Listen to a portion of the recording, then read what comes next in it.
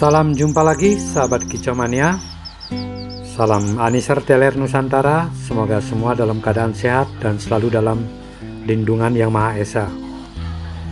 Nah, kali ini saya akan berbagi sesuai dengan pengalaman saya yang mengalami anis merah mabung 2 kali selama musim hujan dan macet selama 7 bulan. Nah, itulah beberapa perawat anis merah yang tidak sabar, selalu berharap burungnya agar bunyi tanpa memahami dari karakter dari burung tersebut. Karena perlu sahabat Kicau Mania ketahui, anis merah bukanlah seperti burung yang lain. Ketika digenjot dengan pakan EF protein tinggi akan mau bunyi. Tapi di sini anis merah perlu perawatan yang konsisten serta disiplin. Terutama anis merah yang mengalami macet. Ada banyak hal yang menyebabkan dari burung tersebut mengalami macet ketika pindah tangan ataupun rubah perawatan, bisa juga penyebab salah satu anis merah tersebut macet. Nah, untuk teman-teman yang beberapa kali sempat nge-WA saya, sempat saya jawab, ada yang beberapa yang belum saya jawab, mohon maaf karena kesibukan. Di sini perlu saya sampaikan untuk anis merah yang selesai mabung. Kita perhatikan dulu dari segi bulu setelah mabung. Ada beberapa anis merah yang masih dorong bulu ataupun bulunya belum rapi. Kita boleh mengembunkan ataupun menjemur sedikit, tipis-tipis, tidak terlalu lama, mungkin 10 menit. Karena penjemuran terlalu lama akan menyebabkan burung tersebut mengalami kerusakan pada bulu jika dilakukan setiap hari. Nah, di sini saya sampaikan untuk teman-teman yang memelihara anis merah yang baru selesai mabung. Ada beberapa hal yang perlu kita perhatikan dalam pemberian ataupun perawatan pola harian. Di sini kita bisa mengembunkan sekitar jam 6.30 sampai jam 7. Kemudian kita lanjut dengan penjemuran tipis ketika matahari baru terbit. Di sanalah sangat bermanfaat sekali untuk menjemur anis merah yang baru selesai mabung. Kemudian kita perhatikan bulunya, karena ada beberapa anis merah yang selesai mabung bulunya masih dalam proses dorong bulu. Perhatikan juga bagian dada, ada beberapa yang kusam. Nah, kusam itu artinya bulunya belum siap, masih muda. Di sini kita bisa melakukan dengan penjemuran tipis untuk mempercepat proses tumbuh bulu. Tetapi ingat, jangan terlalu ekstrim untuk menjemur anis merah yang baru selesai mabung. Nah, kemudian setelah kita jemur tipis pagi, kita angin-anginkan dulu selama 30 menit. Dan catatan untuk teman-teman, tidak disarankan menjemur burung jika bulu dalam keadaan basah, karena juga penyebab salah satu bulu rusak. Nah, kita diamkan dulu selama 30 menit sambil mendengarkan suara cuitannya. Setelah itu kita mandikan. Dalam pemandian kita bisa melakukan setelah diangin-anginkan 30 menit. Lanjut dengan mandi keramba. Kalau yang tidak bisa mandi keramba, kita bisa menggunakan sprayer ataupun disemprot. Nah, selama pemandian di sana kita bisa melakukan seperti pembersihan sangkar, pemberian buah, pemberian EF, karena ada beberapa anis merah yang mengalami ngebos karena salah pemberian pakan, artinya pemberian EF secara langsung. Kalau sering dilakukan pemberian EF secara langsung, tangan kita dilihat oleh anis merah, maka bisa penyebab dari anis merah tersebut ngebos. Nah, selama pembersihan sangkar, kita siapkan air minum ganti ataupun pakan kita tambahkan. Kemudian pemberian EF untuk pagi saya sarankan bisa lebih tinggi daripada sore hari. Misalnya kita memberikan 2 ataupun 3 ekor berupa jangkrik.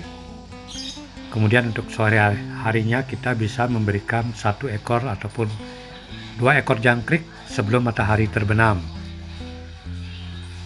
Nah, di sini saya melakukan pemandian khusus untuk anis merah yang mengalami macet, yaitu pada pagi hari.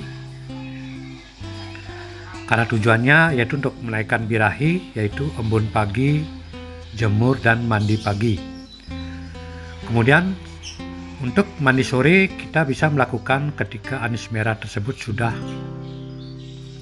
gacor ataupun teler, sudah rajin ngeplong hariannya, kita bisa melakukan dengan pemberian ataupun mandi sore hari, kemudian malamnya kita kerodong. Nah, untuk anis merah yang macet terutama baru kita dapat dari seorang teman ataupun kita membeli dari seseorang, artinya anis merah tersebut pindah tangan ke tangan orang lain, otomatis di sana burung perlu beradaptasi ataupun pengenalan lingkungan maupun si perawat. Nah, itulah beberapa anis merah yang sering mengalami macet ketika pindah tangan dengan beda rawatan ataupun beda lokasi. Kita bisa berpindah-pindah untuk penempatan anis merah tersebut. Misalnya hari ini kita gantang di samping rumah, besoknya di belakang rumah, dan kemudian lanjut ke depan, di depan rumah, di teras depan. Intinya untuk anis merah yang macet kita perlu lakukan pindah-pindah tempat, khususnya di rumah kita. Nah, setelah kita embun pagi, kemudian jemur, diamkan selama 30 menit, dan kita mandikan, dan saatnya lah kita mengkondisikan burung tersebut ataupun anis merah tersebut menyendiri. Nah, kini khususnya untuk anis merah yang macet yang baru selesai mabung, kita kondisikan menyendiri, ataupun kalau tempat kita terlalu sempit, kita bisa menjauhkan dari burung-burung yang gacor seperti murai, jalak suren, cendet, kacer, ataupun burung-burung yang lain yang mempunyai suara keras. Kita bisa menjauhkannya sekitar 4 meter ataupun 5 meter supaya tidak terganggu dalam konsentrasi, karena anis merah ketika menyendiri dia merasa nyaman, tenang, kemudian angkat kaki, kalau yang ngeriwik akan ngeriwik, kalau yang jantan maksudnya. Dan ada beberapa juga anis merah yang sudah terbiasa dengan lingkungan kita, maka dengan sendirinya burung tersebut akan ngeriwik keras, volume naik turun, bahkan ada beberapa yang ngeplong. Perlu ketahui sahabat kicauannya, karena anis merah itu kita tidak bisa menyamakan dengan burung lain. Berbeda sekali dengan burung-burung yang pemakan serangga lainnya yang kita genjot, kasih pakan yang banyak, mau gacor. Tapi anis merah di sini perlu pemahaman ataupun kita mempelajari karakter dari burung tersebut. Kalau burung masih giras, sangatlah sulit ketika di lingkungan yang baru masih giras, maka burung tersebut akan susah ngeplong. Nah, biasanya ciri-ciri burung yang akan mau bunyi yaitu dengan suara suitan yang nyaring dan tubuh mulai kencang, serta seperti tengok sana tengok sini, maka burung tersebut akan segera berbunyi. Kita bisa perhatikan di sini sahabat kicauannya, ini adalah burung yang baru selesai mabung. Dari sayap kita bisa melihat masih ada yang pendek dan panjang. Begitu juga dengan warna bulu yang di dada ataupun di kepala masih kusam. Ini butuh waktu untuk berubah warnanya menjadi merah bata dengan pemberian pakan yang konsisten ataupun dengan embun pagi, jemur, serta mandi. Nah, lambat laun seketika burungnya sudah merah seperti bata, maka burung tersebut sudah bisa dikatakan fit dan akan segera berbunyi. Nah, kita bisa lihat di sini sahabat kicauannya, ini detik-detik burung akan mau bunyi.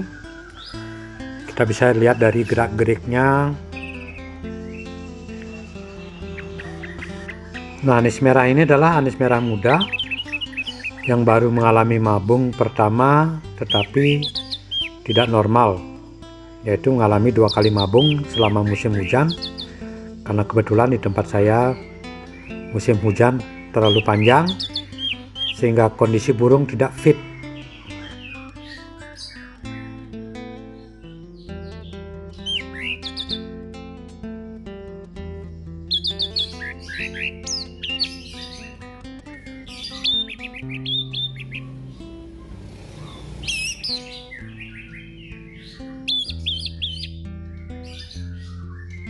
Nah, sahabat kicauannya bisa lihat di sini, ini kondisi belum fit sekali. Ini baru selesai mabung dan kita bisa melihat dari bulu ataupun dari sayap yang masih tidak beraturan, tetapi sudah mulai belajar ngeplong ataupun mulai ngeplong dari macet yang berkepanjangan. Karena burung ini sudah terbiasa dengan lingkungan yang sering saya sampaikan pada teman-teman untuk mencetak mentalnya dulu ketika kita memiliki anis merah yang muda ataupun kita baru dapat. Memang ada beberapa anis merah yang gacor ketika kita baru beli ataupun pindah tangan, gacor. Itu karena sudah mentalnya yang bagus, tetapi ada beberapa yang macet, perlu kita melakukan pencetakan mental dari anis merah yang pindah tangan ataupun yang baru kita beli. Nah, demikian sahabat kicauannya, saya akan review lagi dari perawatan anis merah muda. Karena kebetulan juga di sini saya mempunyai 2 ekor, yang satunya masih di dalam kamar. Saya keluarkan satu persatu karena keduanya masih dalam keadaan kurang fit. Jadi di sini saya bukan maksud menggurui siapapun, karena di sini saya hanya berbagi pengalaman. Semoga bisa bermanfaat buat teman-teman yang baru pertama ataupun pemula memiliki anis merah. Karena bunyi anis merah tidak bisa dipaksakan seperti burung lain. Kita harus pelajari pola perawatan ataupun karakter dari anis merah tersebut, karena ini adalah salah satu burung yang sensitif. Kalau mentalnya tidak bagus, burung ini akan sensitif sekali, bahkan bisa macet berkepanjangan sehingga membuat si perawat frustrasi. Demikian untuk bisa dipahami sahabat kicauannya untuk mencetak mental anis merah muda ataupun anis merah yang baru selesai mabung. Sampai jumpa pada video saya yang akan datang tentang anis merah dan murai batu. Terima kasih, sampai jumpa.